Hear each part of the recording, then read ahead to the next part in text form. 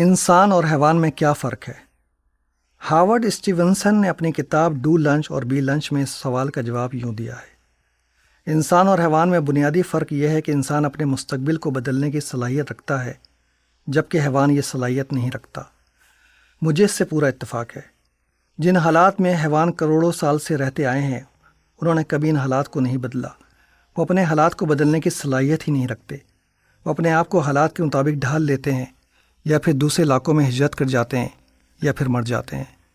تو ہمیں ہمیشہ یہ یاد رکھنا چاہیے کہ ہم میں بحیثیت ایک انسان یہ صلاحیت موجود ہے کہ ہم اپنے حالات کو چاہے وہ کتنی خراب کیوں نہ ہو بدل سکتے ہیں۔ ہمارا مستقبل ہمارے اپنے اوپر انحصار کرتا ہے۔ وہ کون سی ایک چیز ہے جس سے دانش مندی سیکھی جا سکتی ہے؟ کسی زمانے کی بات ہے کہ ایک بادشاہ نے اپنے آدمیوں کو حکم دیا کہ وہ ایسا کوئی جملہ بتائیں جس سے دانش مندی یعنی وزڈم سیکھی جا سکتی ہے۔ اس کے آدمیوں نے دنیا سے ہزاروں کتابیں جمع کریں۔ ان کو پڑھ کر اور بہت بحث و مباحثے کے بعد جو جملہ منتخب کیا وہ یہ تھا: دیر از نو فری لنچ۔ میں اس کا ترجمہ اس طرح کروں گا کہ دنیا میں کوئی چیز مفت نہیں ملتی، یعنی کوئی بھی چیز حاصل کرنے کے لیے ہمیں اس کی قیمت ادا کرنی پڑتی ہے۔ اگر ہم یہ سمجھتے ہیں کہ ہمیں قیمت ادا کیے بغیر کوئی چیز خود بخود مل جائے گی تو ہم اپنے آپ کو بیوقوف بنا رہے ہیں۔ ترقی یافتہ ملکوں میں لوگوں کو جو کچھ بھی ملا ہے وہ خود بخود نہیں مل گیا۔ لوگوں نے اس کے لیے جد و جہد کی ہے، اپنے آپ کو تعلیم یافتہ بنایا ہے اور اپنے حقوق کے لیے جنگ کی ہے۔ اگر آپ کے ملک میں حالات صحیح نہیں ہیں تو غور کریں کہ آپ نے یا آپ کے والدین نے ان حالات کو بدلنے کے لیے کیا کیا ہے۔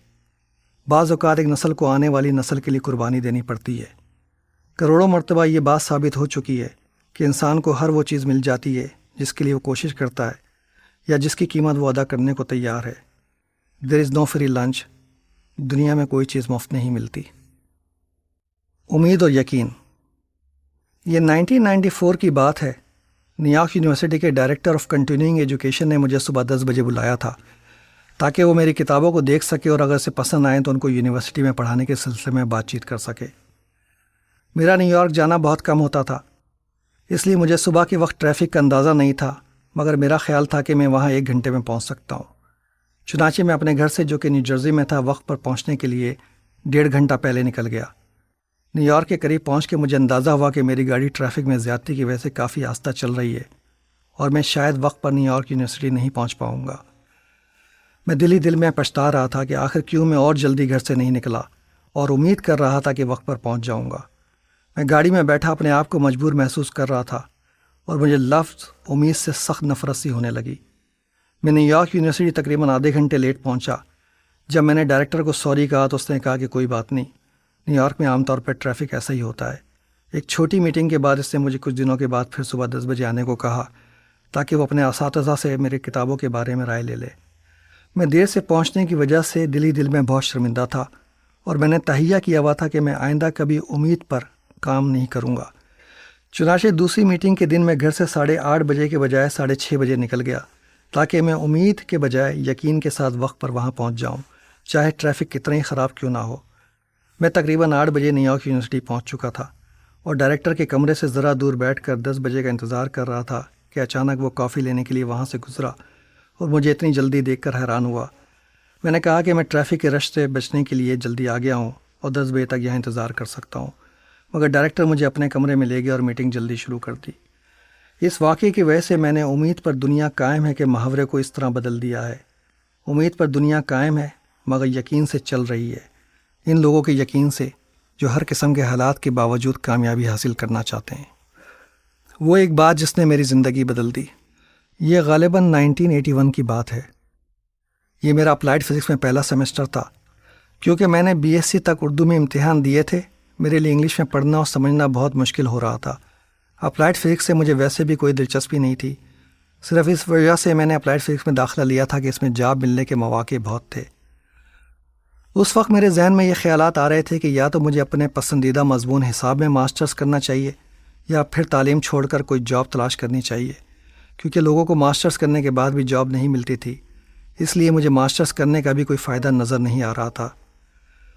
میں 3 دن تک صحیح طرح نہیں سو سکا۔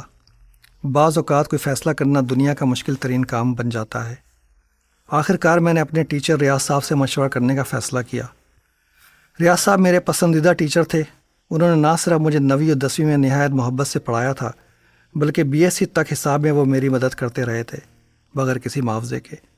جب میں نے ریاض صاحب کو بتایا کہ میرا ارادہ یا تو حساب میں ماسٹرز کرنے کا ہے یا پھر جاب کرنے کا، تو انہوں نے میری آنکھوں میں دیکھتے ہوئے کہا، ظفر تم حساب میں ٹرانسفر تو لے لو، مگر میں تم کو بتا دوں کہ تم حساب میں بھی ماسٹرز نہیں کر سکو گے۔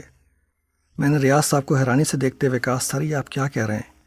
آپ کو معلوم ہے کہ میں حساب میں آپ کے بہترین شاگردوں میں سے ایک ہوں، آخر میں کیوں حساب میں ماسٹرز نہیں کر سکتا؟ ریاض صاحب نے بغیر کسی جھجک کے کہا، اس لیے کہ تم نے پیچھے ہٹنا سیکھ لیا ہے۔ جب ایک مرتبہ کوئی شخص پیچھے ہٹنا سیکھ جائے تو پھر وہ کسی بھی فیلڈ میں کامیاب نہیں ہو سکتا۔ ریاض صاحب کی یہ بات میرے دل میں اتر گئی۔ میں نے ان کی آنکھوں میں دیکھتے ہوئے کہا، سر میں اب ماسٹر ضرور کروں گا اور اپلائیڈ فزکس میں ہی کروں گا۔ 2 سال کے بعد میں اپلائیڈ فزکس میں فرسٹ ڈویژن میں ماسٹرز کر چکا تھا۔ حالانکہ میں نے اپلائیڈ فزکس میں دلچسپی نہ ہونے کی وجہ سے کبھی اس فیلڈ میں جاب نہیں کی، مگر ریاض صاحب کی بات اور اپلائیڈ فزکس میں ماسٹرز ڈگری حاصل کرنے کی فتح نے مجھے جو سبق سکھایا وہ کسی بھی فیلڈ میں کامیابی حاصل کرنے کے لیے کافی تھا۔ تھینک یو ریاض صاحب۔